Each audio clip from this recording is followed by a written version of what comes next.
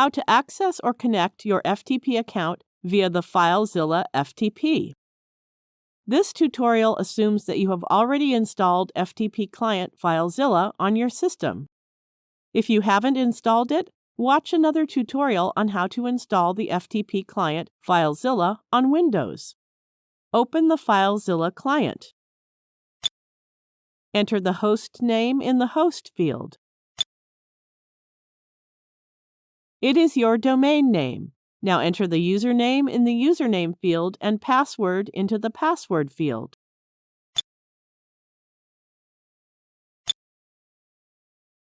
Enter the port number at which your server listens. The default port number is 21. You may leave the port field empty if your login information doesn't specify a certain port to use. Now click the Quick Connect button.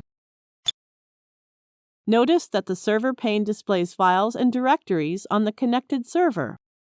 The top area of this pane shows a directory tree, and a detailed listing of the contents open is displayed below. The local pane displays the local files on your computer. It is also displaying a directory tree at the top and the contents of the open directory below. You can upload or download files using these two panes. We explain about upload and download of files in another tutorial. Thank you for watching.